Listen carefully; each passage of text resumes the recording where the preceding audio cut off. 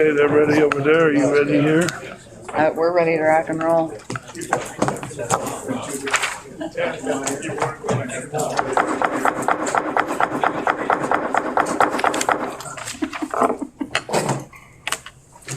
Tuesday, December 13th, 2022. Meeting of the Iroquois County Board. Will the clerk call the roll, please? Alt. Barons. Bentz. Here. Bowers. Crow. Ducat. Geiger. Hughes. McGinnis. Haggart. Awful. Sure. Yep. Watts. Whitlow. Williams. Zumwalt. Okay, our pastor today is Mr. Roy Johnson with the First Christian Church in Watseka. I've asked him to remember Barb Awful in her prayers today. She's rather ill and not with us, as you can see, so. I was just going to mention that myself. Thank you, John. I will definitely pray for Barb. She's a special person. Dear Lord God, we come to you today. We are totally reliant on you. We're very thankful to you also, Lord God, for the good year you've given us here in the county, Lord, in respect to crop yields, protection from major storms. Lord, we ask for your continued protection for our county. We thank you we live in a county, Lord God, that still recognizes you as the Lord and Savior of all. And Father, I want to pray for each of the members here of the county board, that you give them wisdom, especially our brand new members that are here for the first time. Ask that you give them much wisdom to make righteous decisions that'll be for the best for our county, Lord God. We also ask for that for our leaders in Washington, Lord, that they would make righteous decisions that will help the people and not just fill their pockets with money, Lord. We want to see less corruption in our governments, Lord. Lord, and we thank you, our government here in our county is righteous and upright, and we pray it would continue to be so. Lord, we ask these things in Jesus' name today. Amen. Amen. I pledge allegiance to the flag of the United States of America and to the republic for which it stands, one nation, under God, indivisible, with liberty and justice for all.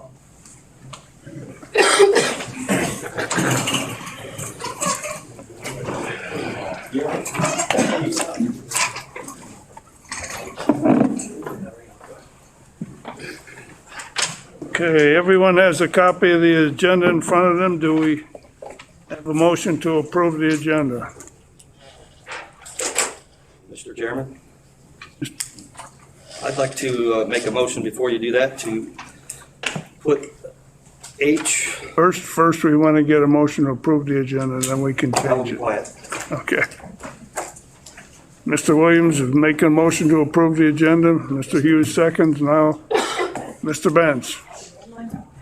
I would like to make a motion on the committee reports to put H towards the front of the committee reports.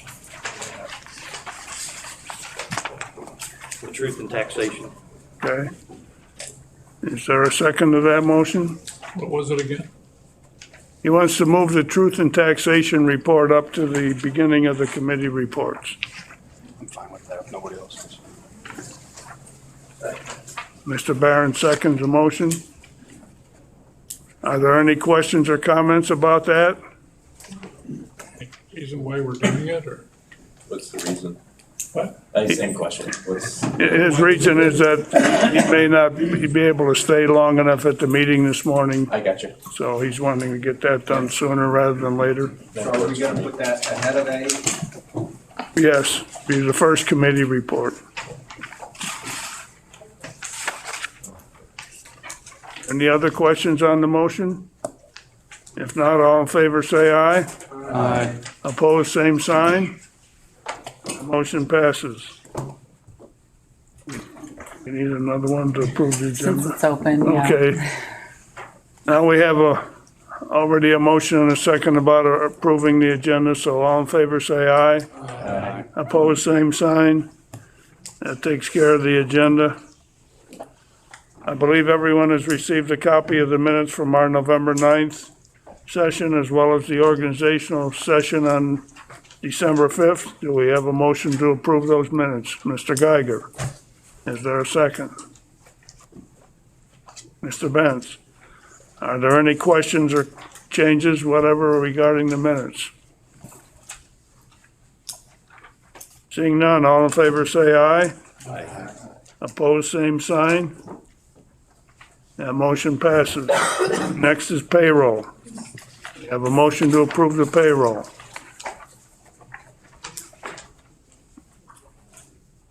Mr. Williams, do we have a second to approving the payroll? Mr. Hughes? Are there any questions or comments regarding the payroll? Seeing none, the clerk will call the roll, please. Barron's, Yes. Bentz, Yes. Bowers, Crow, Ducat, Yes. Geiger, Aye. Hughes, Yes. McGinnis, Yes. Sure, Yes. Watts, Yes. Whitlow, Yes. Williams, Yes. Alt. Yes. Motion carried. Are there any public comments this morning?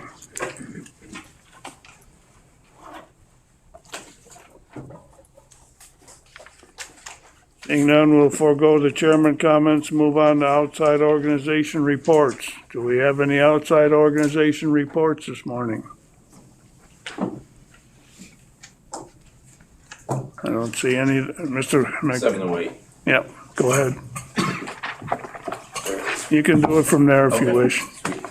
Just speak loud. The 708 board met on November 30th at the end of our year, based mainly to make sure all tax monies are dispersed. We awarded $150,000 to Iroquois Memorial Hospital for a behavioral health program to help tackle the ER issues where they don't have enough social workers for when they come in the ER. Basically, they come in, they're treated medically, but not on the mental side. It's part of the MAP program. We also awarded an additional $50,000 to the recovery to help further support on that end.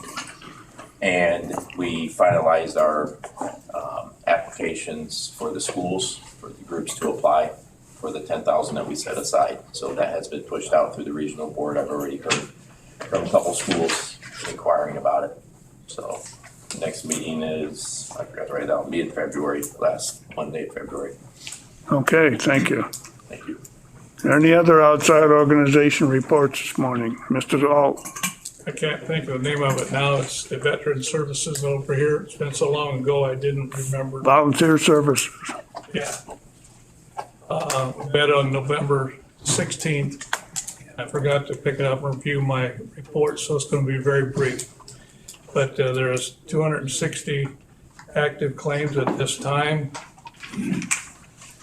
Let's see, 104 of them are carried over previous year, 62 claims from the appeals process, and 94 been awarded and 29 denied.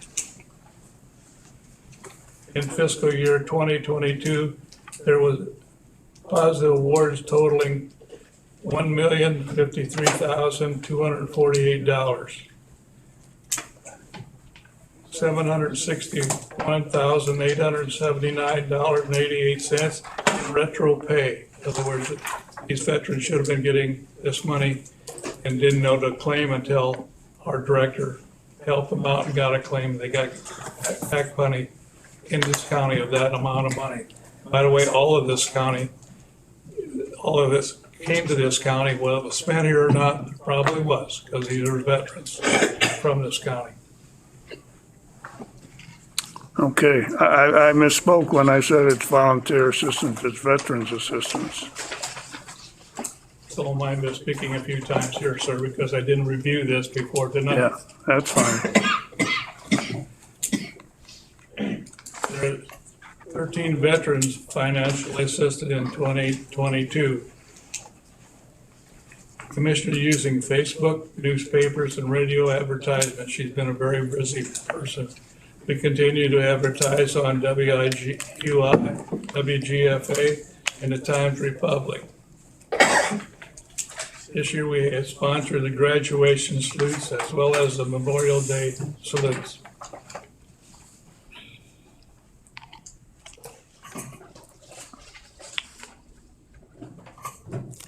Excuse me for reviewing this for a little bit, but I think our veteran services have been very active in this county, and we should give a hats off to the work that she has done. She's got $1,815,128.72 back pay and yearly in total since she's been working here this last few years. Thank you for her work. I think we should all appreciate what she's doing there. Okay, thank you. I urge you to forward veterans to her if they have any question. She is busy, but she'll make room for you during her business hours when she doesn't have appointments. Very good. Are there any questions anyone has regarding either the reports Mr. McGinnis gave or Mr. Auld? Mrs. Crowe? I think we should say her name. It's Jan Ingram. Yes. Feel to do that, I'm sorry. That's okay. I just think we should say her name. I think there's a lot to be said for honoring our veterans. I happen to be one myself, but I will tell you this, in my experiences in my life, I know we honor the veterans, but we should also remember the people that support the veterans. They're every bit a part of the effort, and the veterans could not exist if it were not for the people behind them. Mr. Watts? I just want to echo what she just said. She does a great job. I know that she's full-time, but she's very proactive on helping veterans get all the benefits they're entitled to and work toward her. So she's a great asset to the county. She also works with your American Legion posts throughout the county. And I think this county has about as active a Legion county as any in the state. Okay. I think we've mesmerized the veterans pretty good. We'll move on to the committee reports, the first of which will be is the agenda amended, the Truth and Taxation report. Mr. Behrens will give that report. Mr. Chairman, a member of the county board, your committee to whom was referred finance, IT/truth and taxation, public hearing committee, report before them. Your committee met at the administrative center on December 13, 2022 at 10:07 a.m. Members present were Michael McTaggart, Lyle Behrens, Charlie Ault, Doug Geiger, Chance McGinnis, and Scott Watts. Also present, County Board Chairman John Scher, County Board Vice Chairman Paul Shaw, County Board Member Steve Hughes, Finance Manager Bill Johnson, Sheriff Clint Brzee, County Clerk Brian Suver, Supervisor of Assessments Bob Earwood, County Coroner Bill Cheatham, and County Engineer Joe Moore. The meeting was called to order. It was moved by Chad McGinnis and seconded by Scott Watts to amend the agenda to include public comments. Motion carried by voice vote. It is moved by Scott Watts and second by Doug Geiger to approve the agenda. Motion carried by voice vote. There were no public comments as there was no public truth and taxation hearing. District. Tax extended or abated for 2021, payable 2022 were $5,219,961.62. To avoid truth and taxation, the amount would have had to stay under 5% of that amount. The proposed corporate and special purpose property taxes levied for 2022 payable 2023 are $5,936,858. This represents a 13.73% increase over the previous year. Moved by McGinnis and second by Behrens to send the recommendation to move forward with proposed property tax levy increase for Iroquois County. Roll call vote was taken. Taggart, aye. Behrens, aye. Ault, aye. Geiger, aye. McGinnis, aye. Watts, nay. Motion carried. As there was no further business to come before the committee, it was moved by McGinnis, seconded by Geiger to adjourn at 10:32 a.m. Motion carried by a voice vote, all of which is respectfully submitted, and I move for its adoption. There's a motion on the floor to approve the Truth and Taxation public hearing report. Is there a second? Mr. Williams. Are there any questions or comments regarding the report?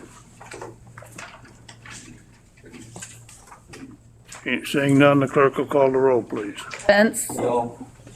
Bowers, Yes. Crow, No. Ducat, Yes. Geiger, Hughes, McGinnis, Yes. Sure, Yes. Watts, Whitlow, Yes. Williams, Yes. Alt, Yes. and Barron's. Yes. Motion carried 10-3. Okay, next under the Truth in Taxation public hearing would be a discussion and action on the tax levy ordinance. Included in your packet this morning, you have a copy of that ordinance. I entertain a motion to approve the ordinance first, and then we can enter into discussion.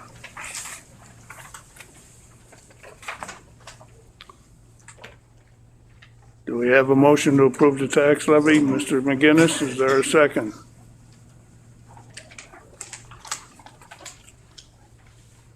Mr. Geiger, second? Okay. Now we can discuss the tax levy ordinance.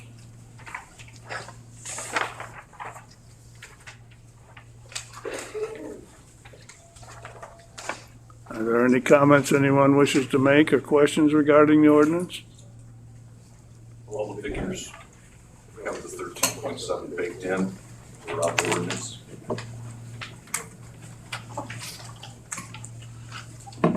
I mean, I know some people are concerned about that, other people understand what's behind it, but it's not something that any of us set out to have happen. It's something that has happened, and as was pointed out during the hearing, it's likely that we're gonna have something similar a few years down the road when we again start to levy for IMRF. So I think that's something that we need to understand when we're looking at this. We also need to understand these are very difficult times that we're in right now, very uncertain from a financial standpoint. We're not for sure about some of our sources of revenue outside of the levy, such as sales tax, which really forms the bulk of our revenues. If we enter into a recessionary economy, why those areas could suffer greatly. On the other hand, if we don't, things would be fine. We thought last year would be difficult. It didn't turn out that way. So I'm not offering any predictions on where it's going to go, but I do think we need to be prepared for the worst when we're in a situation like this. And that's kind of what's behind some of this. So does anyone else have anything that they wish to say or talk about on the ordinance? If not, the clerk will call the roll, please. Bowers, Yes. Crow, Ducat, Yes. Geiger, Yes. Hughes, McGinnis, Yes. Sure, Yes. Watts, No. Whitlow, Yes. Williams, Yes. Alt, Yes. Barron's, Yes. Benz. No. Motion carried 10-3. Okay. That motion carries. The tax levy is adopted as presented, so. We'll continue on with the committee reports. If I can get a hold of them here.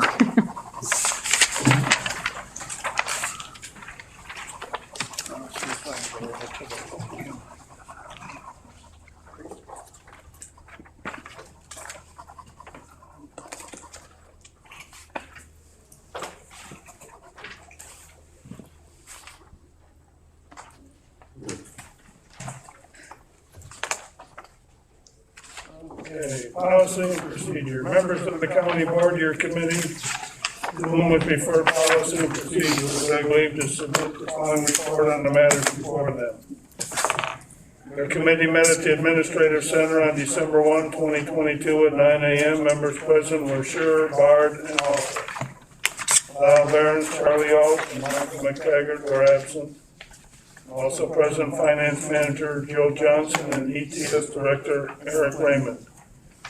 The meeting was called to order. It was moved by Bard and seconded by Awful to approve the agenda. That motion carried by a voice vote. There were no public comments. Committee chairs gave their monthly reports. Health Chairman Awful reported the Health Committee will hear their standard reports from ICPHD and Animal Control. The committee will also receive an update on the Animal Control facility. Next, Planning and Zoning Chairman Bard reported the department heads will give their reports, and the committee has a variance request to take action on. County Board Chairman Schur discussed establishing a Facebook page for Iroquois County. Currently, the Sheriff's Department, Health Department, and EMA have their own Facebook pages. A recent media training presentation was hosted by ICRMT to provide information on how to communicate with the media. The local newspapers not publishing anymore, and local radio stations not being listened to as often, social media tends to be one of the ways many people are communicating. Before establishing a page, there are many factors to consider, such as what to post on the page and any guidelines that need followed. Executive Assistant Amanda Longfellow reached out to the county's insurance company, ICRMT, for more information. They provided social media policy and guidelines for the committee to review. The guidelines discussed being authorized as a representative of Iroquois County to comment on social media posts.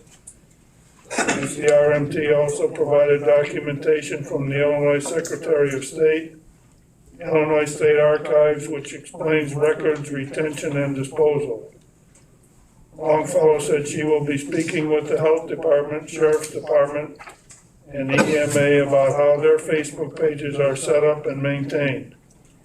The committee will also need to determine if the Facebook page will be countywide or for the Iroquois County Board. Also, who will be responsible for maintaining the page. A list of questions will be compiled for the next Policy and Procedure Committee meeting. Finance Manager Johnson gave an update on the sexual harassment training. Current completion rate is at 87%. Johnson will continue to email the link to those that need to complete the training. Continued discussion began on the Personnel Policy Manual. The committee reviewed the policy along with the recommended changes from ICRMT as follows. Policy 1017, Equal Employment Opportunity, page 39. This policy was tabled due to a sample policy needing to be reviewed. Policy 1018, Final Pay, page 40, no comments or changes recommended. Policy 1019, General Orientation, page 41, minor language change, removing the word complete and replacing the word thorough in the first paragraph. Policy 1020, harassment, page 42. This policy was tabled due to a sample policy needing to be reviewed. Policy 1021, Health Insurance Plan, page 44. ICRMT states that under the Affordable Care Act, large employers with 50 or more full-time employees must offer health benefits to its employees that regularly work 30 or more hours a week. Our policy currently states coverage is available for full-time employees who work 35 hours or more per week. This will be verified. Language in the first paragraph of page 45 remains the same but is rearranged. Language in the second paragraph of page 45 is changed to employees on medical or military leave of absence may retain the medical plan benefits in accordance with state and federal law. Policy 1022, Illinois School Visitation Rights, page 46.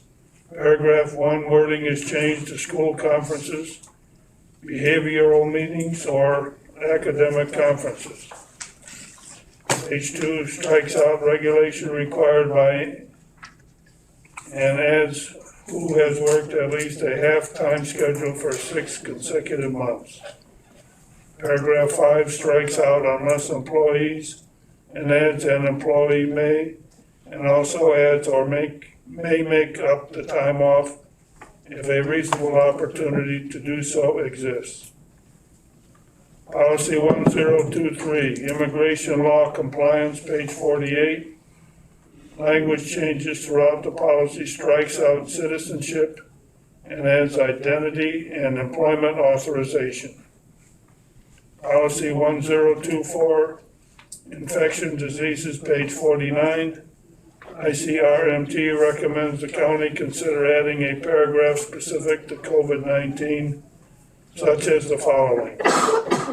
Employees who are experiencing symptoms of COVID-19, who have tested positive for COVID-19, or who have been advised by a healthcare provider or health official to quarantine, should stay home from work and immediately contact their supervisor. Symptoms of COVID-19 may include fever or chills, cough, shortness of breath or difficulty breathing, fatigue, muscle or body aches, headache, new loss of taste or smell, sore throat, congestion or runny nose, nausea or vomiting, diarrhea, whatever. Appropriate action will be taken to avoid possible transmission of COVID-19 in accordance with current state and federal guidelines.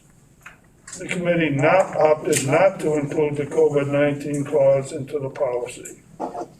Paragraph 4 under policy strikes out within 1 calendar day after diagnosis and replaces it with immediately. Paragraph 1 under responsibility adds with a legitimate business need to know. Paragraph 1 under procedure strikes out within 1 calendar day and replaces it with immediately. Policy 1025, probationary period, page 51. Policy is reworded to state employment is voluntary and employees are free to resign without cause during this time period without penalty. Employees are not subject to progressing discipline during this period. Completion of the probationary period does not change the at-will status of at-will employees. An at-will employee may be terminated with or without cause or notice at any time during employment, even after successful completion of the probationary period. Not all employees are at-will.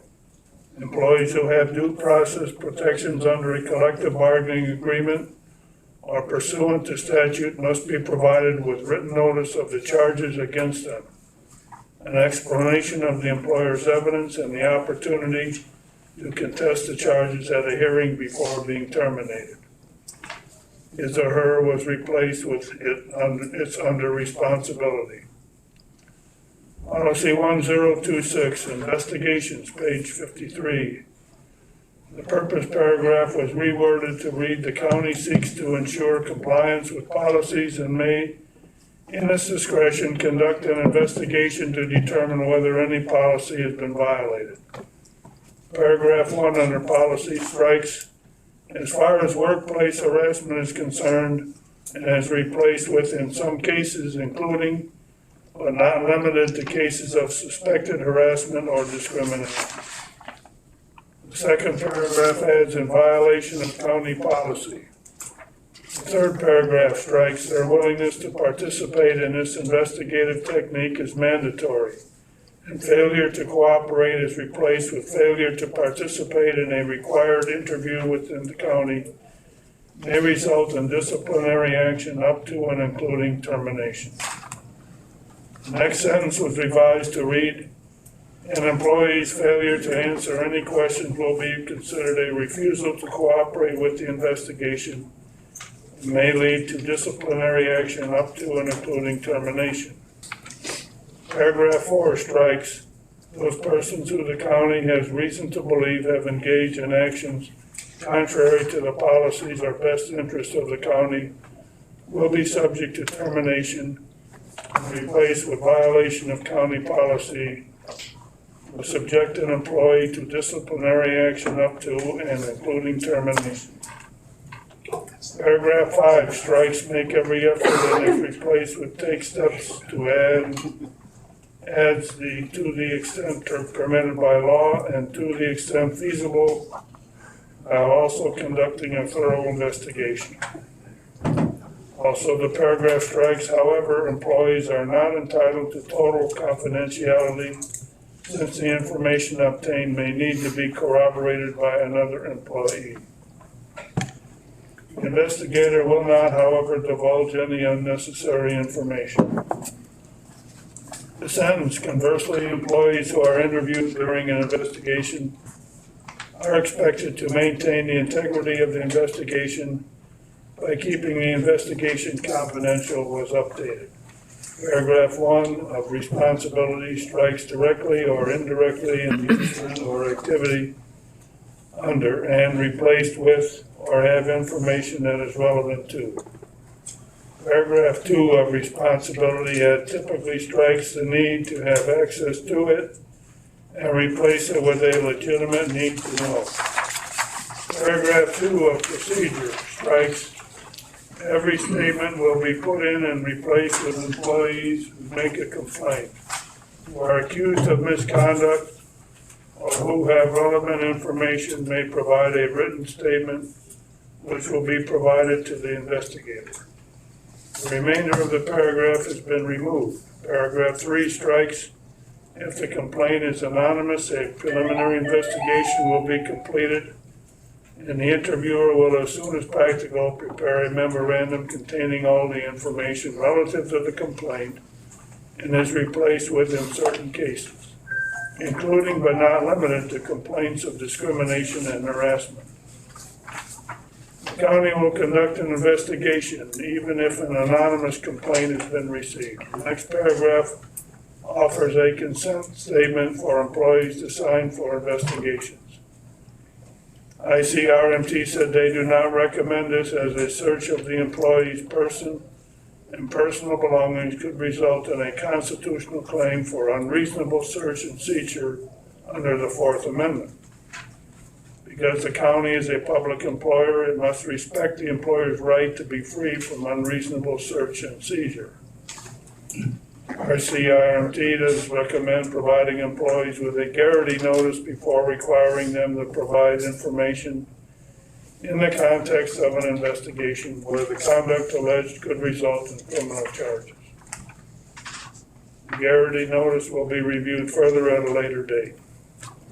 Policy 1027, job descriptions, page 55. The first paragraph of policy is revised to read, typically, the county maintains a job description for each position of employment. The second paragraph adds the word generally, and the third paragraph adds the language typically to be asked to. Paragraph 1 and 2 of responsibility strike for enforcing and replacing with to determine. Item B under procedure states that job descriptions will be reviewed as needed by the department head supervisor. Policy 1028, jury duty, court appearances, page 57. The committee reviewed the policy in place and will look into the recommended changes. Chair noted there will be numerous appointments being made at the county board meeting. Correspondence was distributed with the committee. An invoice from Illinois Association of County Board Members was received in the amount of $850. Further information will be gathered regarding the organization and given to the committee. Chair reported a tentative agreement was reached in negotiations with the deputies and sergeants. A tentative agreement was not reached for corrections, and another negotiations meeting is being held December 21. There was no old business. There was no new business. And there was no further business to come before the committee. It was moved by Bard and seconded by Awful to adjourn at 10:33 a.m. That motion carried by a voice vote, all of which is respectfully submitted, signed by all members present, and moved for the adoption of the report. Is there a second? Mr. Bowers, are there any questions or comments about the report? Not a monkey business revised in this manual, but it's something we have to do. I'm sure it'll be a lot clearer once it's all completed, but that's where we're at. Seeing that there are no questions or comments, will the clerk call the roll, please? Crow, Yes. Ducat, Yes. Geiger, Yes. Hughes, McGinnis, Yes. Sure, Yes. Watts, Yes. Whitlow, Yes. Williams, Yes. Yes. Alt, Barron's, Yes. Benz, Yes. and Bowers. Yes. Motion carried 13-0. Next is a report from the negotiations committee. Members of the county board, your committee to whom was referred negotiations to beg you to submit the following report on the matters before them. Your committee met at the Administrative Center on November 29, 2022 at 1 p.m. Members present were Scher, Alt, Ducat, and Bowers. Also present, Finance Manager Joe Johnson, Board Labor Legal Representative Dave Hibben, FOP members, and FOP Legal Representative Jeff Burke. The meeting was called to order. The committee met to discuss ongoing negotiation activities. The meeting adjourned at 4:27 p.m., all of which is respectfully submitted, signed by all members present. The report is being submitted for information only. It's not necessary to be voted on at this time. Next, we'll move on to the Management Committee with Mr. Behrens.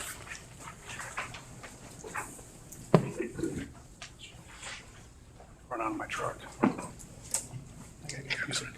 Mr. Chairman and members of the county board, your committee to Emergency Management Services will beg you to submit the following report on matters before you. Your committee met at the Administrative Center on December 5, 2022 at 9 a.m. Members present were Behrens, Bowers, Benz, Crow, Johnson, also present, County Board Chairman John Scher, Finance Manager Jill Johnson, Maintenance Supervisor Chris Drake, Board Bill Cheatham, ETS Director Eric Raymond,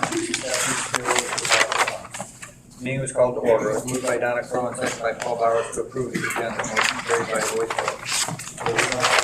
vote. Maintenance Supervisor Chris Drake report included the following. Drake completed the landscaping at the newly acquired animal control building. Paul's Lawn Care completed their spring cleanup. I believe that should be fall cleanup. The final mulching of leaves. Drake purchased a vinyl cab and a battery for the skid steer. Drake provided an update on the county elevator service contract. Otis Elevator purchased Urban Elevator Service in 2005, and in turn also purchased the county service contract. In 2005, the quarterly amount being paid was $219, and currently the county is paying $528 quarterly for the elevator service contract. This amount to an increase of $237 over 17 years. Drake has been in contact with Otis Elevator and TK Elevator regarding updated pricing on the contract. TK Elevator answered that they offer many different types of maintenance agreements from full coverage to basic oil and grease. They informed TK Elevator he would like a contract similar to what the county currently has and has yet to hear back from them. Our contract with Otis Elevator expired March 1, 2023, but the county has declared they want out of the contract 90 days prior to the expiration date. The new contract would be for 3 years. The committee suggested Drake opt for a 1-year contract due to being in the middle of a project. Drake will contact Otis Elevator and report back to the committee and county board. Marquee Tree Service removed 6 dead trees and dead limbs. A new door opener is being installed at the maintenance shed. New recent water main break in Waukegan. 3 porta potties were delivered for emergency purposes. Stephanie Spiros with Walker Place provided the committee with report documents. The documents included the following. Seating report, each field is represented and each field has been given a name. Reports provide the seeding rate and the variety of corn planted this year. Application report, this report provides the date and where the product was applied during the growing season. Harvest report, this report provides the average yield for each field. Ms. Spiros noted this year was a record corn year for the county farm. Yields were as follows.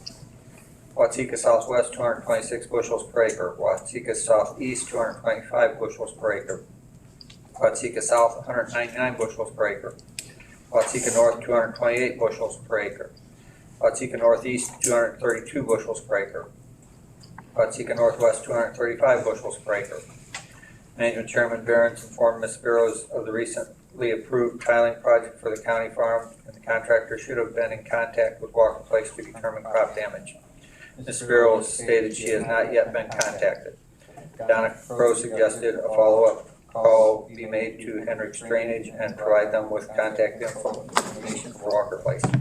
Planning Board Chairman John Schur provided an update on the animal control building, stating he is still investigating flood proofing of the building.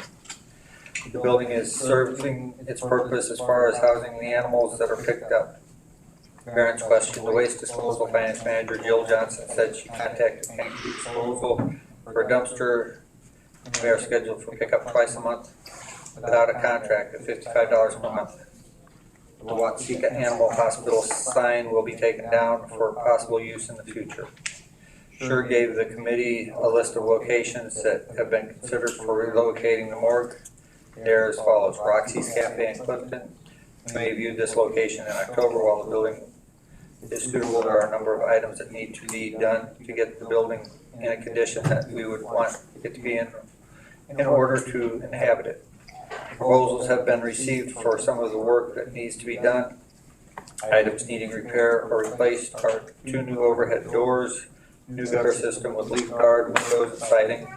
Current owner has indicated they would pay for new gutters and 1 window replacement. The building is 2,500 square feet and is listed at $119,900. The owner has retained a real estate agent. Crescent City, 2 blocks south of Casey's gas station and the next to large drainage ditch. Schur explained the building has a garage with an apartment on top of it. The building condition is very good and is newest all considered. There are no major renovations needed. The building is 1,200 square feet and is listed at $225,000, but the owner has indicated they would sell it for $210,000 with no real estate agent. The building is 2,880 square feet and is listed at $175,000. No real estate agent has been retained at this time. Current owner would like to sell the building to the county with a rent back option for an unused portion of the building for approximately 3 years. This location offers the county options for future needs as we seem to be moving towards bigger government. Initially, Coroner Bill Cheatham believed the Clifton location would be ideal due to autopsies being performed in Kankakee. Now autopsies are being performed in Champaign. Cheatham told the committee his goal is to move his office out of the basement of the courthouse to free up space for the county because additional office space is needed. Cheatham also added there would be additional expenses of around $20,000 for a cooler and racks regardless of which building is purchased. After discussing the 3 properties, Crowe requested the committee visit the Watsika property. She expressed she would like to see our county building stay in Watsika as a home base. The committee will meet January 5th at 10 a.m. due to the upcoming holiday, and we will also look at the Watsika building. The committee reviewed the claims, it was moved by Crowe and seconded by Bowers to pay the claims subject to county board approval. Roll call for the statement was carried. The committee reviewed contracts for Homefield Energy, Ameren, and Kankakee Disposal next month. During old business, Crowe commented that she preferred the previous arrangement of the boardroom. There was no new business. As there was no further business to come before the committee, it was moved by Bowers and seconded by Mitchell Benz to adjourn at 11:30 a.m. Motion carried. All of which is respectfully submitted. My move for adoption. There's a motion on the floor to approve the management committee report. Is there a second? Yes. Mr. Benz. Any questions or comments? Mrs. Crowe? I have several. Have you talked to Chris? Did we hear anything more about the one, was he able to get a 1-year contract with Otis?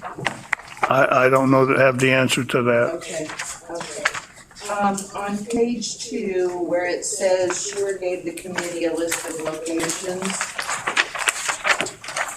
in the line, you know, I'm all about words. I think relocating should be changed to established because we don't currently have a morgue. And as this is our historical record, we are establishing. Under the Crescent City property, I think it needs to be noted, and it was talked about in the meeting, that property is in a floodplain. And I'm going to again ask you, Mr. Chairman, to reconsider the configuration of this room. We're currently sitting with our backs to the door and our backs to people here. And I think that the U-shape was more cordial, and as board members, we were able to look at one another and converse. And I think that's beneficial. It's more cordial and friendly, and the feng shui of this room is just all wrong. So I'm asking you to please reconsider putting this back in the U-shape. I thought that was real good for the board. Okay, are there any other questions or comments?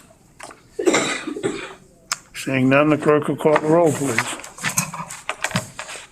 We're gonna start with Ducat, Yes. Geiger, Hughes, McGinnis, Yes. Sure, Yes. Watts, Whitlow, Williams, Alt, Yes. Behrens, Benz, Yes. Bowers, Yes. and Crow. Yes. Motion carried 13-0. Okay, Health Department, Mr. Ducat. Mr. Chairman, members of the county board and committee to whom was referred health would beg of you to submit the following report on the matters before them. Your committee met the administrator on December 6, 2022 at 9 a.m. Members present were Barb Awful, Paul Dugan, Doug Geiger. Joe Whitlow was absent. Also present, County Board Chairman John Scher, IC PhD Administrator Dee Shippert, and Finance Manager Jill Johnson. The meeting was called to order. It was moved by Steve Hughes and seconded by Doug Geiger to approve the agenda. Motion carried by voice vote. The committee reviewed the claims. It was moved by Paul Ducat and seconded by Steve Hughes to pay the claims subject to County Board approval. A roll call vote was taken. Motion carried. There were no public comments. Finance Manager Jill Johnson reported the registration deposit for November was $7,550. Notices were sent out for non-compliance and will be sent out again this month. There are 7 cases that are currently open with 6 dogs waiting to be placed. Animal control officers closed 37 cases in November. The closed cases consisted of 7 dogs running loose, 1 nuisance report, 1 aggressive dog, 1 injured Great Dane, 11 bite reports, 5 kennel inspections, 1 dog on dog attack, 5 well checks, 3 emergency veterinarian visits in Lowell, Indiana, and 2 abandoned puppies that had been placed in homes. Ducat inquired about the signage and fencing at the newly acquired animal control facility. Johnson said she already spoke with maintenance supervisor Chris Drake in regards to signage. The fencing won't be taken care of until at least spring due to contractors being busy. ICPHD Administrator Dee Shippert distributed the monthly summary report for the programs. Due to having new members on the committee, Shippert began by explaining the many functions of the health department. Shippert explained the health department is broken down in 4 divisions: administration, environmental health, community health, and senior services. The administration department consists of 3 staff members. The environmental health department is responsible for many tasks such as restaurant inspections, well inspections, well sealing, sewage disposal inspections, tobacco compliance programs, radon programs, West Nile virus programs, body art inspections. Environmental health consists of a director and a sanitarian. There is currently a vacant for an associate sanitarian. The community health department consists of the health department's nurses. Community health handles all of the immunization programs, all of the communicable disease investigations, administers childhood and adult immunizations, flu shots, COVID-19 vaccinations. There is an Illinois breast and cervical program available through community health. Additionally, lead screening, hemoglobin, and TB skin testing is available. Lastly, the Senior Services Department has a community care program that links people in Iroquois who are age 60 or older to the services so they can remain in their homes and stay out of long-term facilities. There's also an emergency senior services grant that was written that will provide groceries for anyone age 60 or older. Shippert reported this is her final health committee meeting as she has decided to retire after 30.5 years of public health service. Shippert said the Board of Health has been completely supportive of her and has not asked her to retire. Shippert stressed that COVID was very hard and it was not easy being the person in charge of mitigating efforts for an entire county during a pandemic. Shippert thanked the committee for their support of her and the health department. Shippert reviewed the summary report of programs with the committee. She reported that EMA Director Eric Cece will be holding a farmers market public forum on January 4th. A law was passed that requires local health departments and invite local vendors to an open forum to allow them to express their opinions on the fees that should be set for the farmers market permits. Shipper's administrator duties will end on December 30th, 2022. And Stacy will be the interim public health administrator.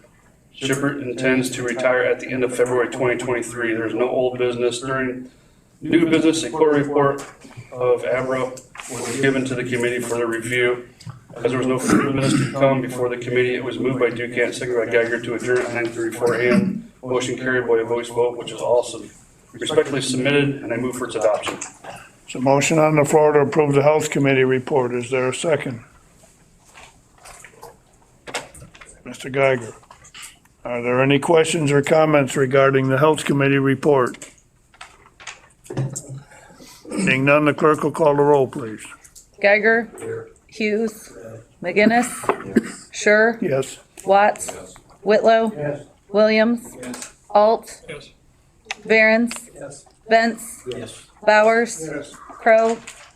Ducat. Yes. I gotta go back to Geiger. Did you say here as in present or are you? Yes. Okay. All right. Just want to make sure. 13-0. Got it.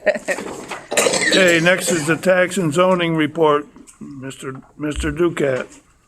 Mr. Chairman, members of the county board and committee to whom was referred tax zoning would beg to leave to submit the following report on the matters before them. Your committee met at the Administrative Center on December 6, 2022 at 9:40 a.m. Members present were Ducat, Alpha, Geiger, and Hughes. Joe Whitlow was absent. Also present, County Board Chairman John Scher, Finance Manager Jill Johnson, Treasurer Kurt Alberts, County Clerk Brian Supervisor of Assessments Bob Gergler, County Board Member Scott Watts, and Greg and Kelly Shambrook. The meeting was called to order. It was moved by Geiger and seconded by Hughes to approve the agenda. Motion carried by a voice vote. The committee reviewed the claims. It was moved by Awful and seconded by Hughes to pay the claims subject to county board approval. A roll call vote was taken. Motion carried. During the public comments, County Board Member Scott Watts asked for discussion to be held about during old and new business in regards to the 13.7 proposed increase in the tax levy. The department heads gave their monthly reports. County Clerk Leanne Suber gave a report of their office, wrapped up the 2020 general election on November 22nd, just in time to begin filing for the April 4th consolidated election. Filing for the consolidated election will be December 12th through December 19th. The only districts that will file with the county are school districts. All other municipalities are fire districts, park districts, library districts would file with their Leo, which is typically the clerk for those boards.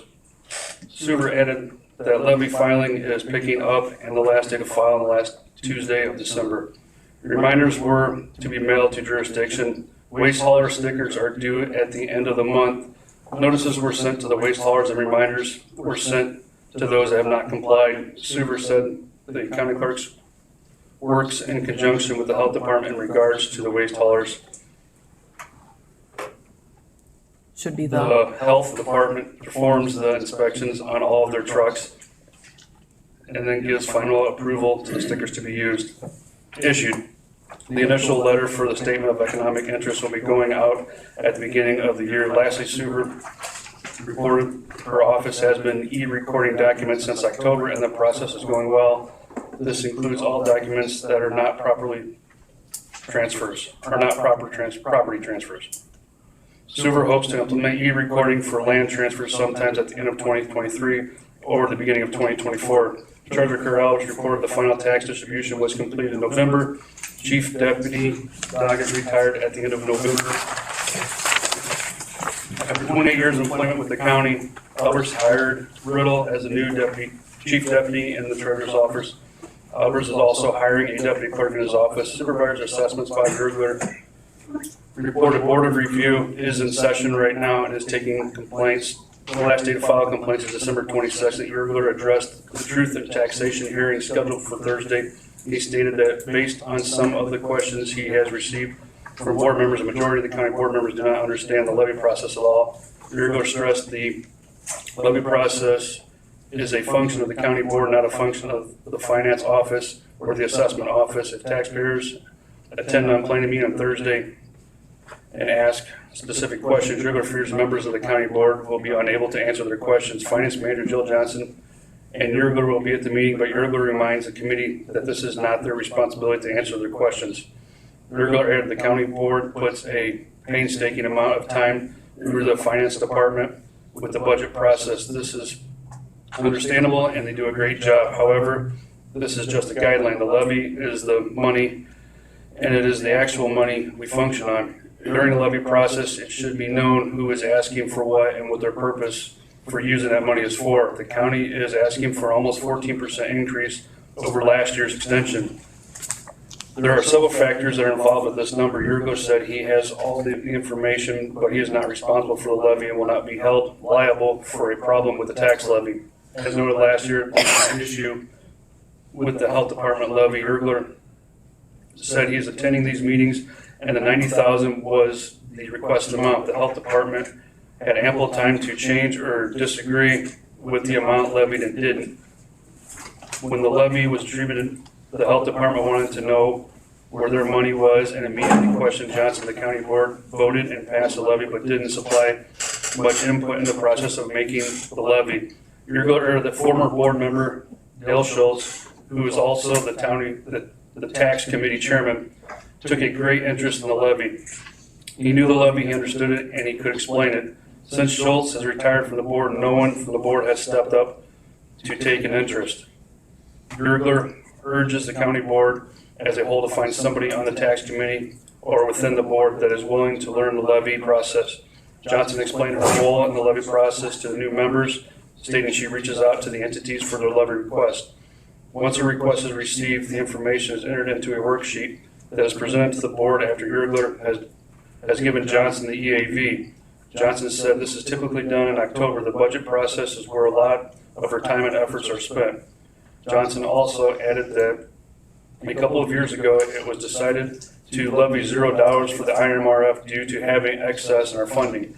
Currently, we are still levied at $0, but when the day comes that we need to start building that fund up, there will be an issue there as well. This will be a committee and board decision.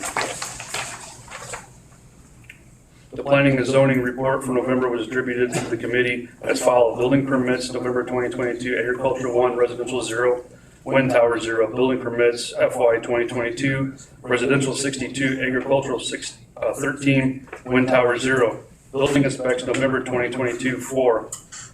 Zoning board and appeals hearing was held on November 29, 22 for a rezoning variance for Greg and Kelly Shambrook from A1 to RH1 for the purpose of building a home and a shed located in section 21 Milford Township, 25N R12W of 2nd PM. The permanent identification number is 33-21-200-025. The rezoning variance was approved by the zoning board of appeals. It was moved by Geiger and seconded by Awful to approve the application to rezone a parcel of land in Milford Township from A1 to RH1 for Greg and Kelly Schimbrick. A roll call vote was taken. Motion carried. The committee began discussing on the ordinance of the opt-out of preferential assessment of affordable rental housing construction rehabilitation. You're going to know in this ordinance is to opt out of the program designed for low-income housing and protects the county from having any reassesses in existing parcels. If the new low-income project comes into Iroquois County, the county can opt back into the program to assist them with their project. It was moved by Awful and seconded by Hughes to accept the ordinance to opt out of the preferential assessment of affordable rental housing construction and rehabilitation pursuant to 35 ILCS 200-15-178. A roll call vote was taken. Motion carried. During old business, Yurgler explained the reason for the levy increase is due to a substantial increase to the EAV because of the real estate market, and also the health department has requested their original levy amount of $316,000. The county general fund, highway fund, county bridge fund, matching tax fund, and health department are all at capped rates. The county general fund will increase by $243,000 over last year. The highway fund will increase by $90,000. County bridge and matching tax will each increase by $45,000, and the health department will increase by $226,000. Overall, there will be an increase of $649,000, which is 12.4% of the 13.7% levy increase. There was no new business. There was also no further business to come before the committee. It was moved by Awful and seconded by Hughes to adjourn at 10:15 a.m. Motion was carried by a voice vote, all of which is respectfully submitted as for submission. We have a motion on the floor to approve the tax zoning committee report. Do we have a second? Mr. Williams, are there any questions or comments regarding the report? Mr. Watts? In the future, since the levy was talked about a great deal at this meeting, I would suggest if we have to have another truth and taxation hearing, which you alluded to earlier, that the tax committee be at that hearing, not the finance committee. That's my comment. Okay. Are there any other questions or comments? Just so everybody understands, when we're voting to approve the report, we're voting to approve what's listed there about the rezoning variance for Greg and Kelly Shambrook, and we're also voting on the accepting the ordinance, so it's all under one vote. Mr. Shambrook is here this morning in case anybody has any questions regarding his application.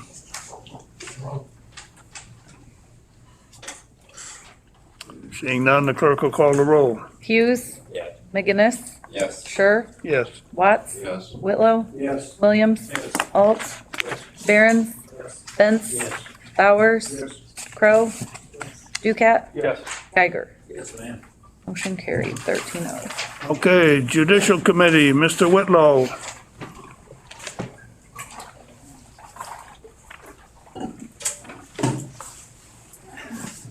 Mr. Chairman and members of the County Board, your committee, to whom referred as Judicial and Public Safety, would beg leave to submit the following report on the matters before them. Your committee met at the courthouse on December 7, 2022 at 3 p.m.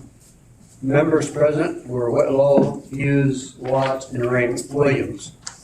Mitchell Pence was absent. Also present, County Board Chairman John Schur, Sheriff Clint Brzee, Probation Supervisor Barb King, State's Attorney Jim Devine, Circuit Clerk Lisa Hines, and ETS Director Eric Draymond. The meeting was called to order. It was moved by Steve Hughes and seconded by Scott Watts to approve the agenda. Motion carried by a voice vote. During public comments, County Board Chairman John Schur mentioned the change in the per diem rate for board members is now $50. The mileage will remain the same unless we are informed otherwise. Probation Supervisor Bart King reviewed the Probation and Court Services Activity Report for November with the committee.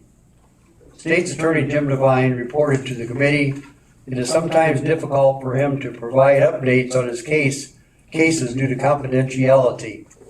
He will continue to report the issues of cost, and the committee is available for questions on claims submitted.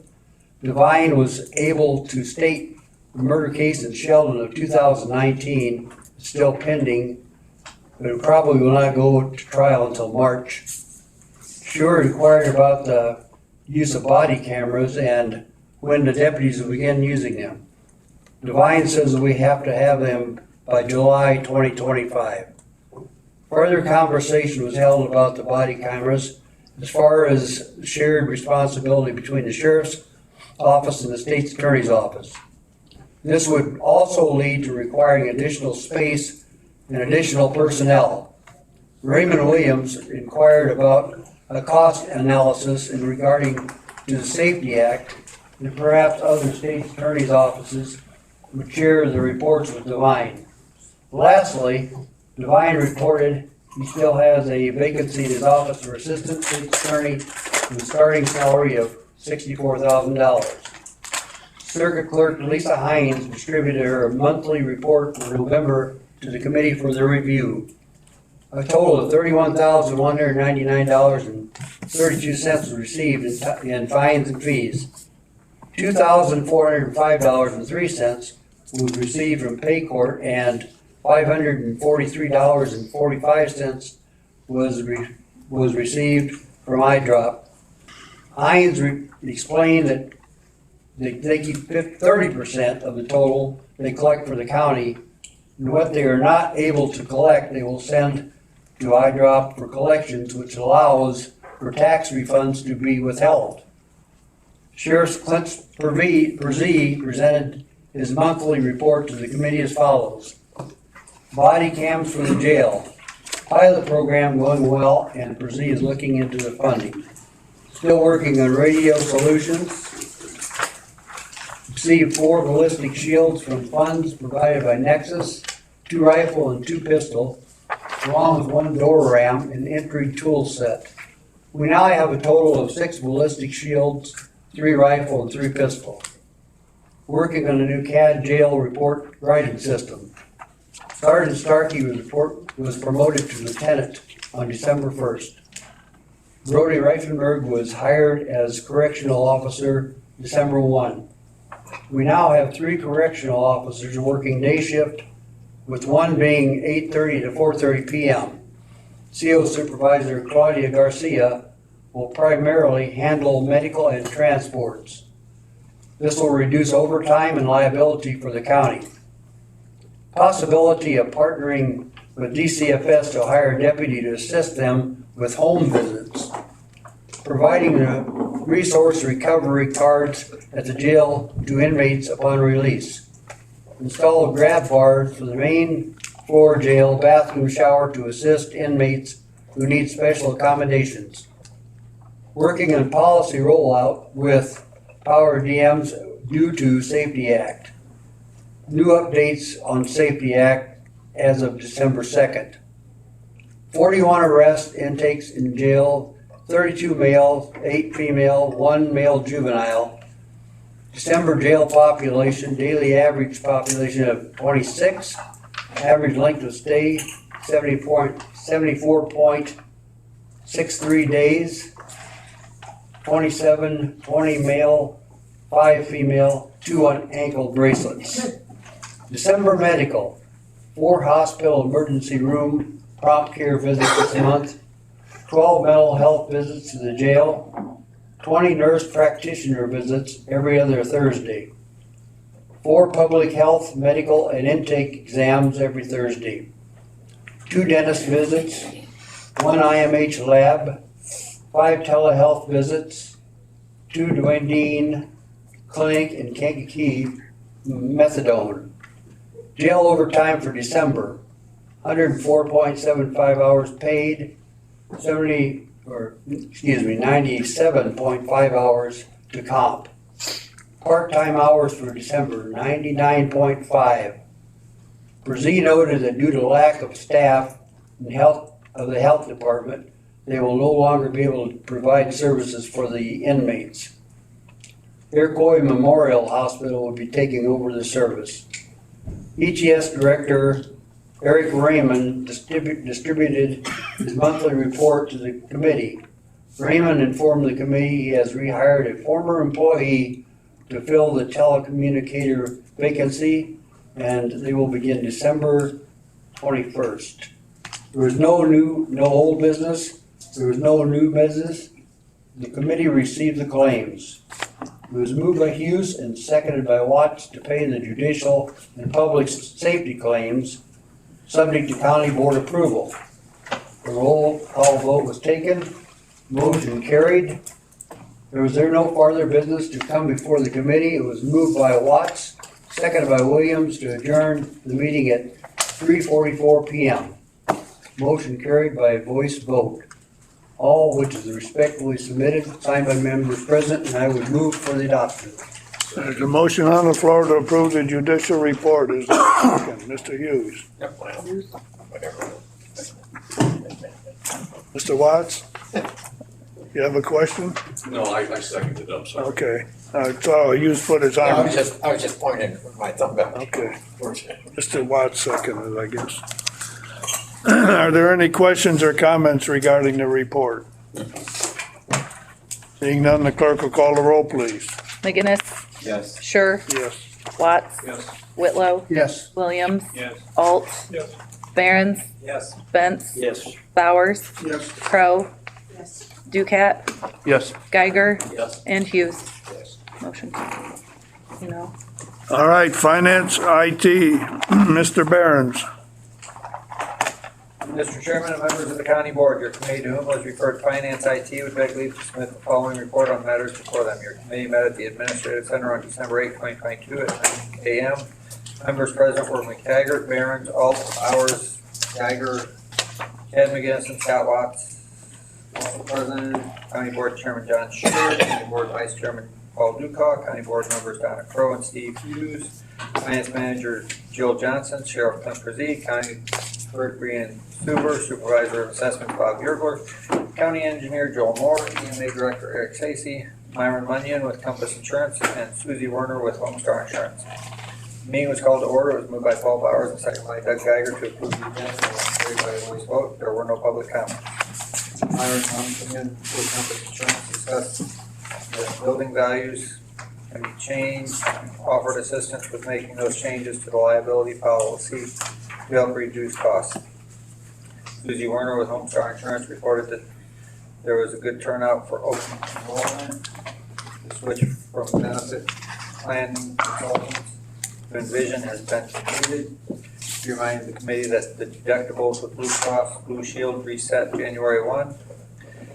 The department heads gave their monthly reports. They are as follows. Sheriff Frazee reported he was still looking for a radio system upgrade for officer safety concerns. We have not received a body scanner yet. The latest update is that we can get an upgrade to the smaller machine, which is the newest best technology. The jail has begun a body camera pilot program in order to see which setup will work best. Sheriff informed the committee that he is searching grant opportunities for the purchase of body cameras. The Cessna Buckley contract started on November 8th. Newly written and updated policies provided by ICRMT for the to the Power DMS system and will tentatively go into effect on January 1st. Sheriff informed the committee that he promoted a sergeant to lieutenant, hired a correctional officer, and has a deputy set up to attend the academy. Sheriff spoke about the Department of Children and Family Services opportunity to fund deputy to assist with home visits. Beyond this, and also assist with investigations. There was a motion to accept the Department of Children and Family Services contract allowing for an additional officer to be hired by Bowers, second by McGinnis. Roll call vote was taken, motion carried. Sheriff explained that there was an arrangement reached for a 2-year contract at $150,000 for police services and asked the committee for its approval. There is a motion to approve the Gilman Police Services 2-year contract by Geiger and second by Bowers. Roll call vote was taken, motion carried. County Treasurer Kurt Albers informed the committee that the final tax distribution is complete. The tax sale was held in October and approximately 312 properties were sold. Albers is researching better interest rates and CD options. County Clerk Brian Suber informed the committee that there will be a new designation of depository prepared for the county board's approval. EMA Director Eric Stacy reported that he is awaiting grant approval from FEMA to move forward on hazard mitigation plan. Finance Director Jill Johnson reported that preliminary work on the fiscal year 2022 audit will begin the week of December 12. Johnson informed the committee that there will be another single audit due to the expenditure amount of federal grants being over $750,000. The committee reviewed the claims. It was moved by McGinnis and seconded by Burns to pay claims subject to county board approval. Roll call vote was taken, motion carried. There was no old business. During new business, Chairman Schur reminded members that the new per diem rate is $50 and that the mileage rate will stay the same until changed by Internal Revenue Service are made.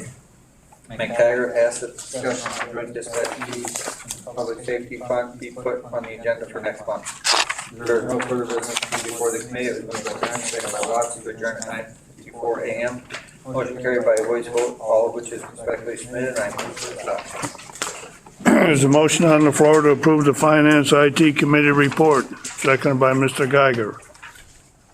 I have a couple of comments to make about it. First of all, on the DCFS contract, the contract that we discussed at the Finance Committee meeting was sent down to DCFS and came back with some changes in it. The changes that it came back in we don't necessarily agree with. What we would like to do is to approve the contract with the changes that we made, send that back down to them with my signature on it and see where that goes. Essentially, what we're talking about, if you look at the contract, you'll see on the page where it talks about the payment. It talks about that they'll be invoiced every month for the service, and then they'll have 90 days to pay that. We changed that to 30 days, and when it came back from DCFS, it was 90 days.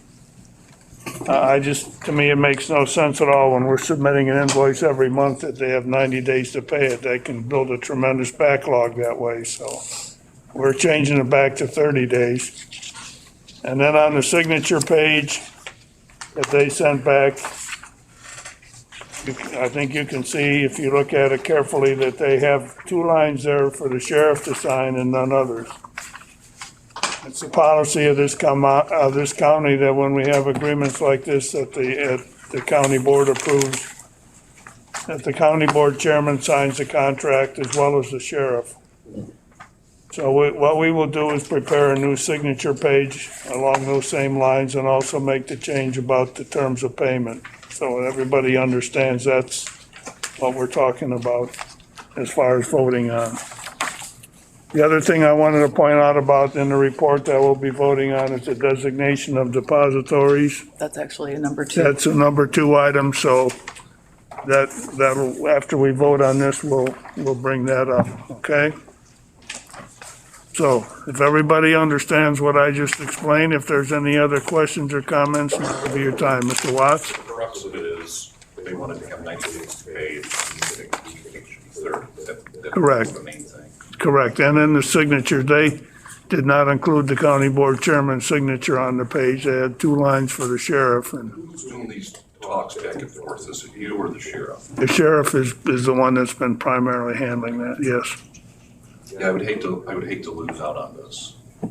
Well, I don't believe that we will. He's already informed them of what we want, and there may have been a misunderstanding in communication, but the people down in Springfield said they have to go back and talk to their legal people, I guess, and whomever else, so Okay.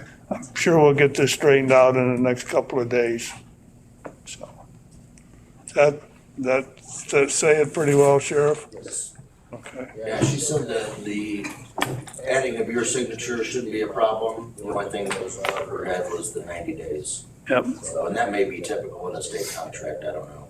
The state kind of does whatever they want to do anyway. No, knowing the way the state pays bills, I wouldn't necessarily expect that they would always meet the 30-day requirement, but I don't think it's wise for this board to put that into a contract, so. Mrs. Crowe? I haven't read this thoroughly, but is there a termination clause in it if we decide that we want to discontinue this Yeah, practice? there is, There yes. is a termination Yes. clause. And I assume Mr. Devine's looked at this? Yes. Yes, he has.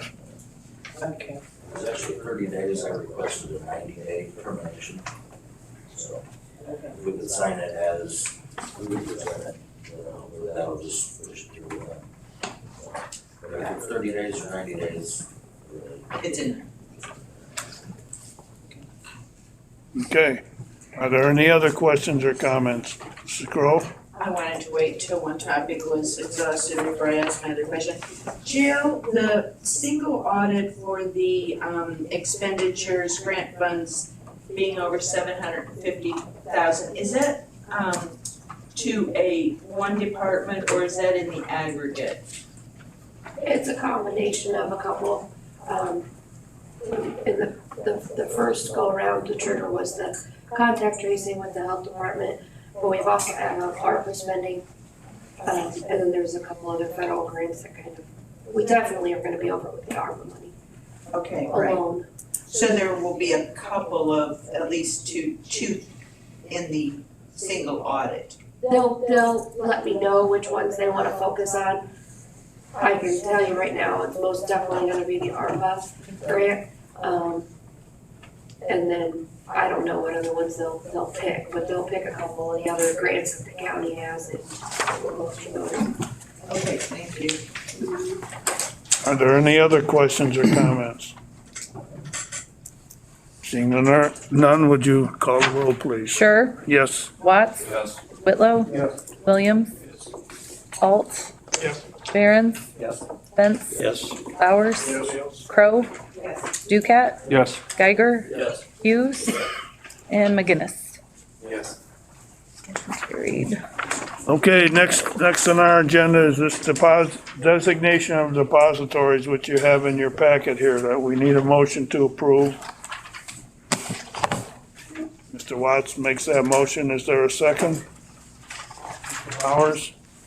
Any questions or comments about this?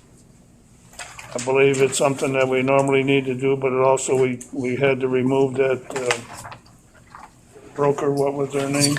Edward Jones. Edward And Jones. I yeah. believe the first Bankers Bank Securities, I believe is a new one as well. Okay. I think. Any other questions or comments on this? Seeing none, would you call the roll, please? Watts? Whitlow? Williams? Alt? Barron? Spence? Bowers? Crow? Ducat? Yes. Geiger? Hughes? McGinnis? Yes. And Sure. Yes. Great. Okay, Transportation and Highway Committee, Mr. Alt. Thank you, Mr. Chairman, and members of the county board. Your committee moves to refer to transportation and the highway to receive that following report on the matters before them. Your committee met at the Earthquake County Highway Building on December 9, 2022, at 9 a.m. That was President Walt Grove, Whitney, Small, and yes, were absent. Also present, County Engineer Joel Moore, County Chairman John Scher, County Board Member Scott Watts, Financial Manager Jill Johnson, and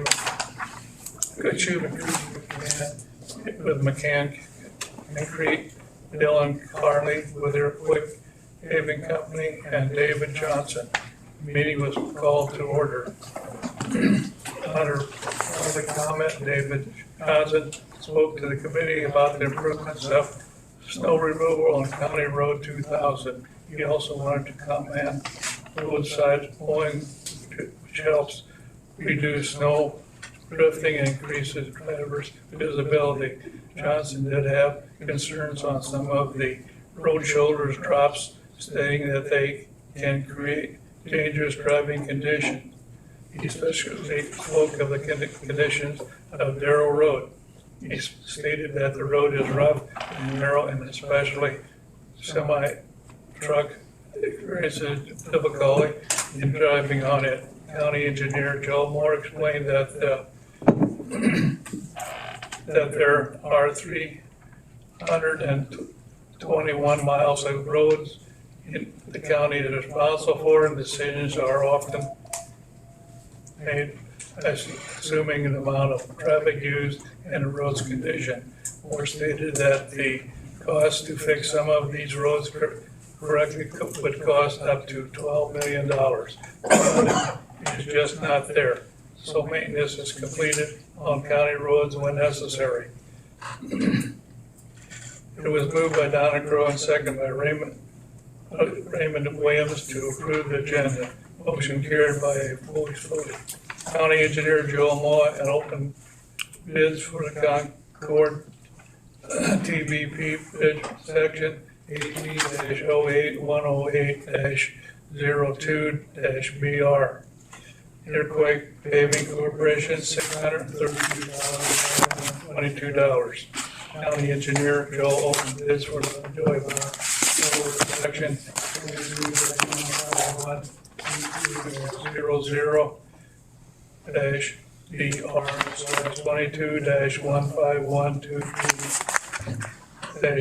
22-00-BR and McCain Concrete, $134,600. The claims and financial reports for the month were reviewed. It was moved by Williams and seconded by Crowe to pay the bills, subject to county board approval. Roll call vote was taken, motion carried. County highway, $177,352. County bridge, $538. County matching, $8,163. TBP zero, county MFT, $22,322. Township MFT, $49,800. 4% annual maintenance resolution in the amount of $930,000 for the maintenance letting that is held annually. Salaries for the maintenance employees and the equipment rental. It was moved by Donna Crowe, second by Raymond Williams to approve the annual maintenance resolution for GM 73-0000-00-GM in the amount of $930,000. The roll call vote was taken, motion carried. Explained that the Concord Bridge Iroquois County Corporation was 100% above the engineering's estimate. It was discussed that the bids above engineering's estimate is becoming more common. It was moved by Raymond Williams and second by Charlie Alt to accept the bids from the Iroquois County Corporation in the amount of $632,522 for 18-08108-02-BR Bridge in Concord Township. Roll call vote was taken, motion carried. Lovejoy Township box culvert bid from McCain Concrete in at 13% under the engineer's estimate.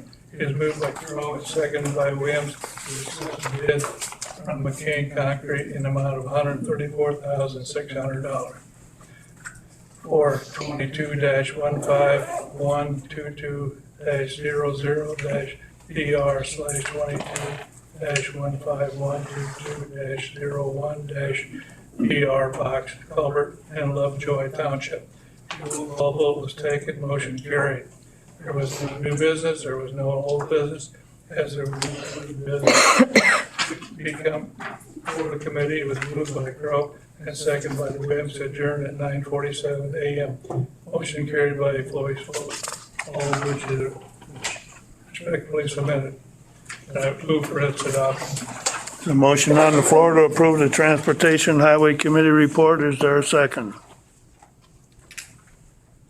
Mrs. Crowe, are there any questions or comments regarding the report? Seeing none, the clerk will call the roll, please. Whitlow? Yes. Williams? Yes. Alt? Yes. Barons? Yes. Bentz? Yes. Bowers? Yes. Crowe? Ducat? Yes. Geiger? Yes. Hughes? McGinnis? Yes. Sure? Yes. Watts, I'm sorry. Motion carried 13-0. Okay, ARPA Committee, Mr. Ducat.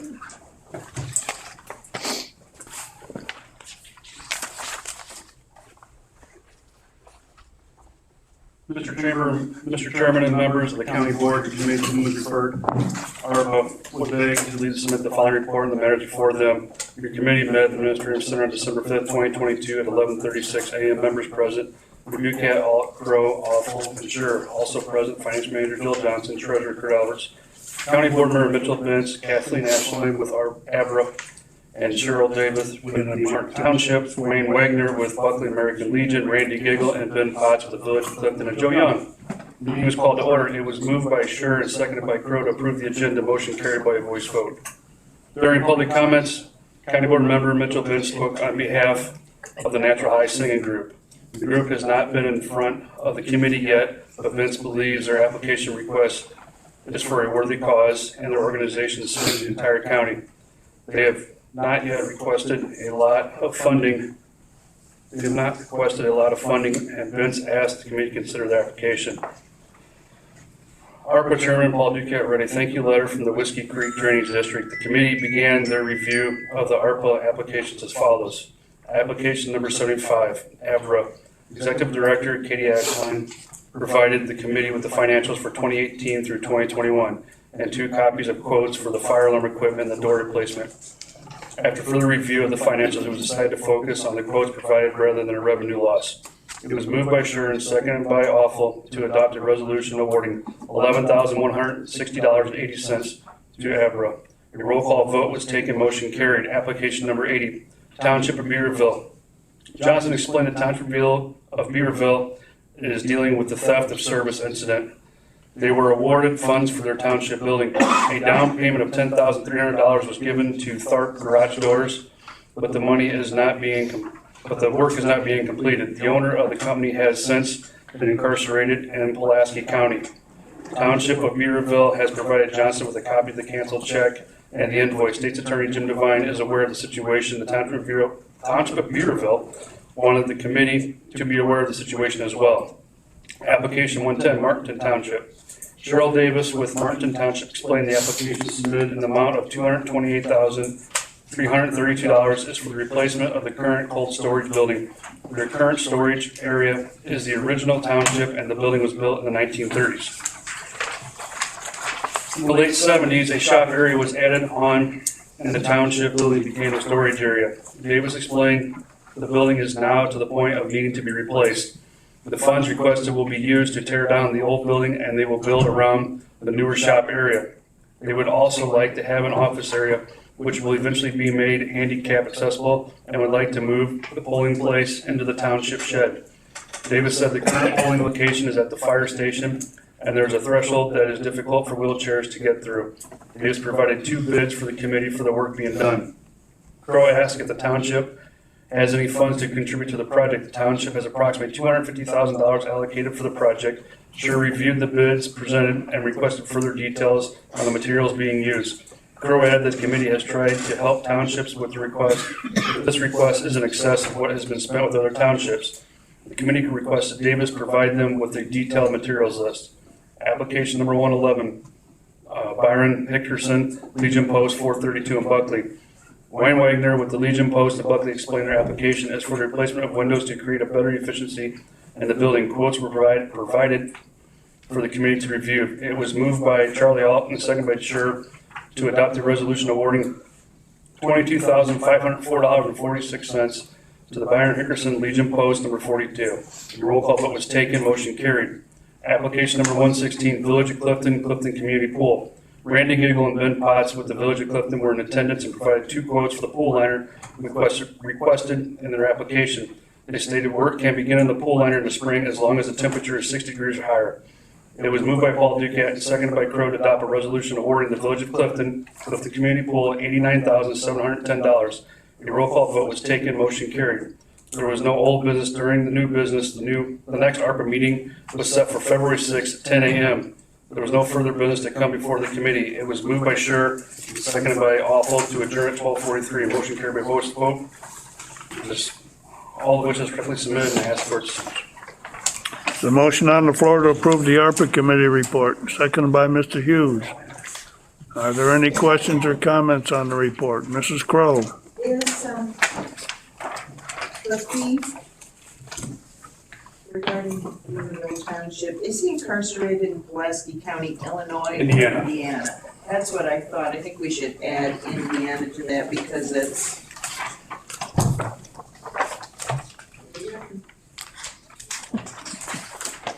Are there any other questions or comments?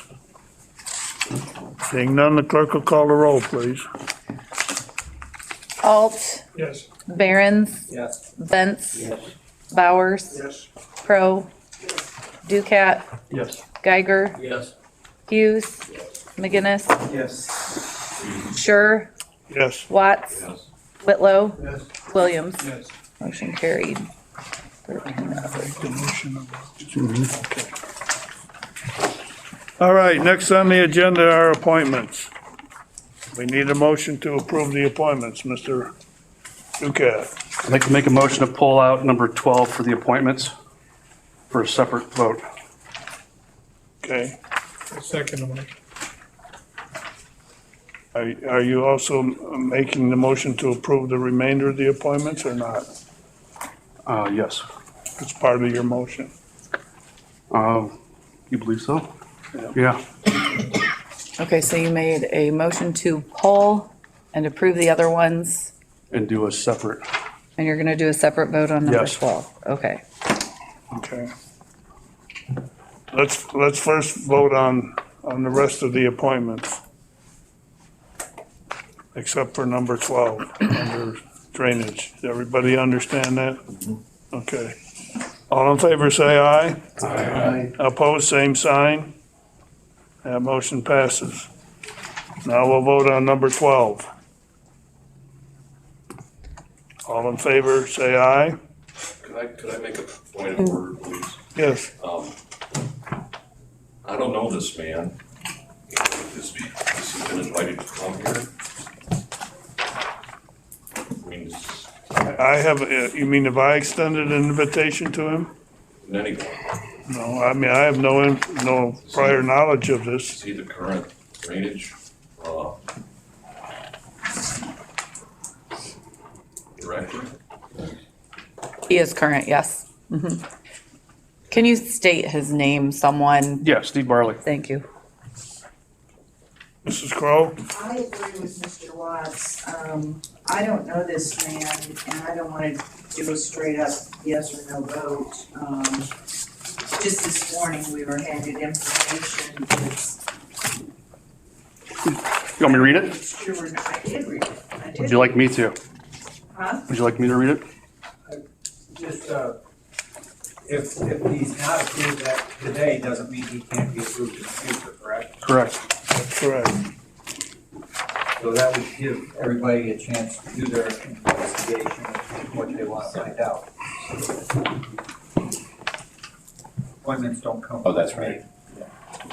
Well, I think people should be afforded the opportunity to give their side of the story.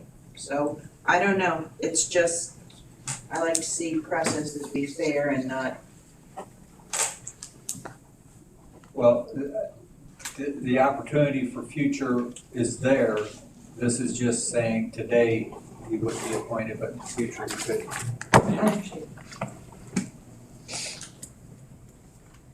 Mr. Watts? It's entirely up to you, Mr. Ducat, but I think it would be helpful if you want to vote today to read what you have to say. I'll give my opinion.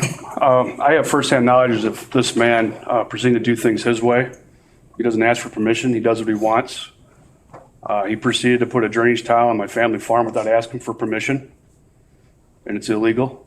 I would actually think that this type of behavior shows what kind of person he is, and he shouldn't be a drainage tile commissioner. He did it to me, he'll do it to you.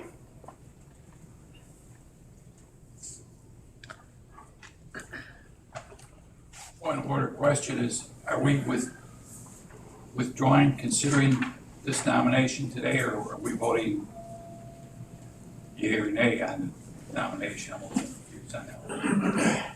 I think that we're voting to deny the appointment today. As Mr. Behrens has pointed out, we can certainly consider it again next month or at any time in the future. The position will be vacant. I think some of the points that have been made by the other board members are pertinent and worthy of consideration. On the other hand, I think since there is a concern over the man's fitness to serve the position, we're better off that we would not appoint him today. And if we wish to have him come next month or whatever is done in that regard is something that we can certainly arrange and do. So that's my take on it. I don't think we should be appointing him today, but I don't think, So the drainage board could presumably recommend that they appoint him or appoint someone else, right? well, yeah, the recommendations can be made. It's up to the county board to make the appointment.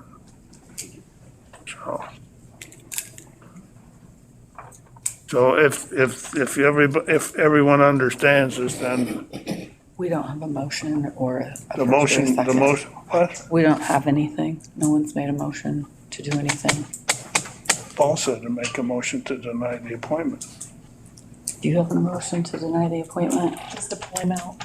I'll have a motion to deny the appointment. To deny the appointment, okay. And who's the second? So a yes vote will be not accepting it as commissioner. A yes vote would deny it. Yes. I A need yes a vote will second. be A denial. a motion. A no vote will be not approving Right, the I motion. just don't have a motion, or a second on that motion. Yeah, I couldn't hear you, John. The motion is made to deny the appointment. So a yes vote will be to deny the appointment today. A no vote will be against denying it. Okay? I don't have a second. I don't have a second. I did.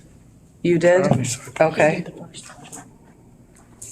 Okay, so Charlie, you are seconding to deny this appointment. Yes. Okay. Okay, are we all set? Now we Mr. have McGinnis? First, we have a second, so we can actually have the discussion. Another option for some of our board members that are concerned is to simply table it, have the appointment placed on next month's agenda, which means we are not approving or denying, and that allows time for you to get the information you need from Mr. Ducat. And that would just require a motion to amend it, to table it to January. And that gives time to have the discussion. If you have questions, that's just the Robert's rule, but I have a question. What's the normal process of any of these appointments that the county board makes? Does somebody within the board vouch and research the person?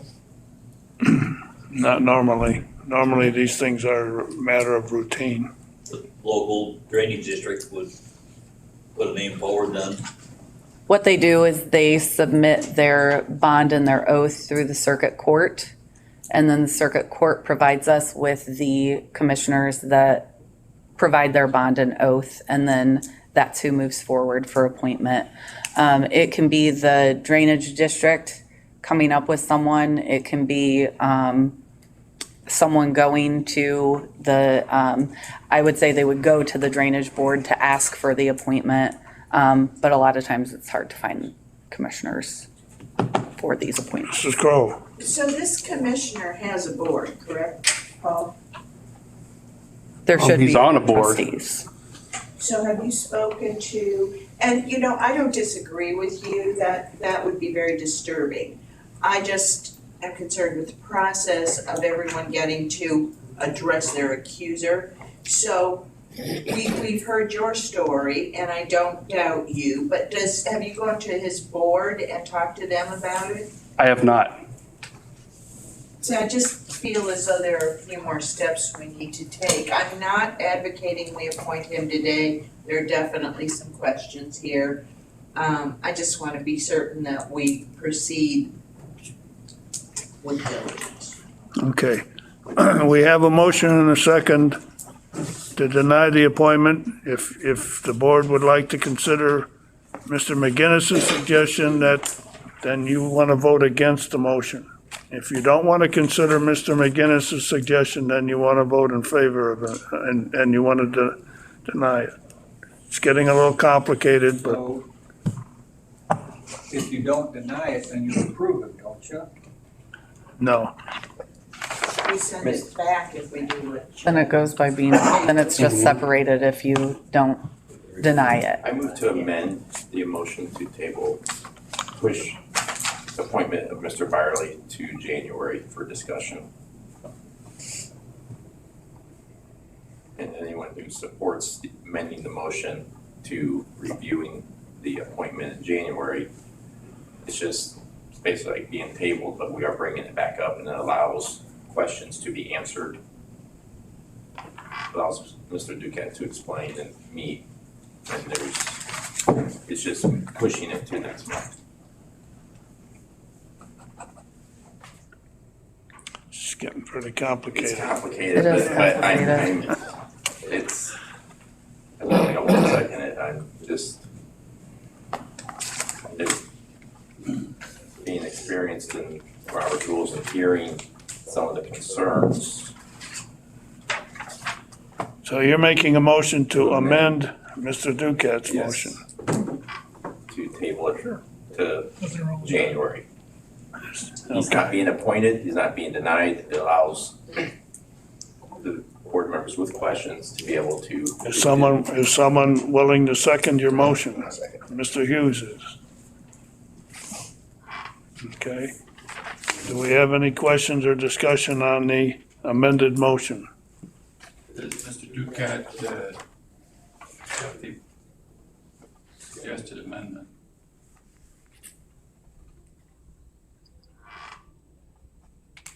May I answer? Yeah. Okay. Is there any other further discussion? Okay. So if we vote yes, we're voting to table the appointment until next month. If we vote no, we're voting against tabling it till next month. Is that clear? Okay. All in favor, say aye. Aye. Opposed, same sign. Very good. It will be tabled until next month.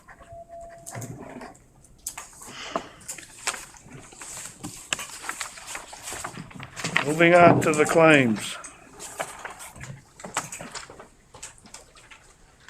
I believe everybody has a copy of the claims in front of them. I'm not sure that they were sent out before the meeting, but you should all have a copy of them in front of you.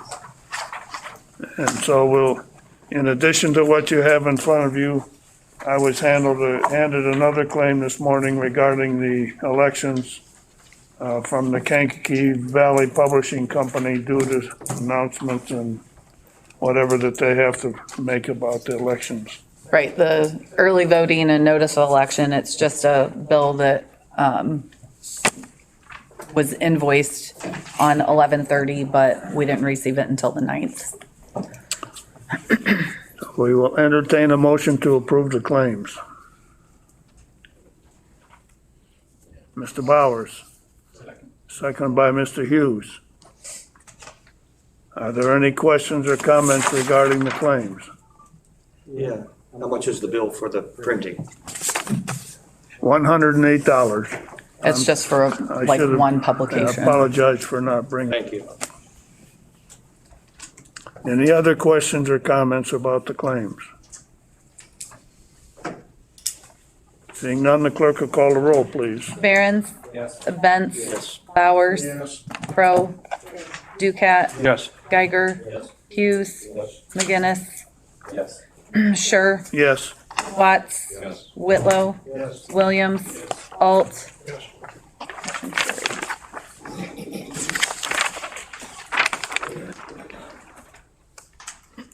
Okay, is there any old business to come before the committee today? Any new business? Under new business, we have discussion and action on a resolution opposing the State of Illinois House Bill 5855. Everyone have a copy of that resolution? It's similar to a resolution that we passed, I think it was a year ago, was it? 2019? Yeah. Fix the SB 18. There are continued efforts in Springfield to infringe upon our Second Amendment rights in many different forms and ways. And basically, this is what we're talking about doing. I'll be very upfront and honest with you. The only concerns that I really have with the resolution is that we are asking the county officials and their other departments to refrain from spending funds or engaging in any activities regarding this. I'm not sure we have that authority. We're asking. Expressing our intent. Right, initially we said demanding, we're asking. Yes. So there's a difference, but I just want to make sure that we, that we understand what we're doing in that respect as far as the other officials in the county is concerned, so. That being said, do we have a motion to approve that resolution? Mr. McGinnis, is there a second? Mr. Watts, second. Does anybody have any questions or comments on this? Okay, call the roll, please. Benz, Yes. Bowers, Crowe, Ducat, Yes. Geiger, Hughes, McGinnis, Yes. Sure, Yes. Watts, Whitlow, Williams, Yes. Alt, Yes. Barron's. Yes. Motion carried 13-0. Is there any other new business to come before the committee today? Seeing none, is there a motion to adjourn? Mr. Alt, is there a second? Mr. Bowers? All in favor, say aye. Opposed, same sign. Meeting is adjourned.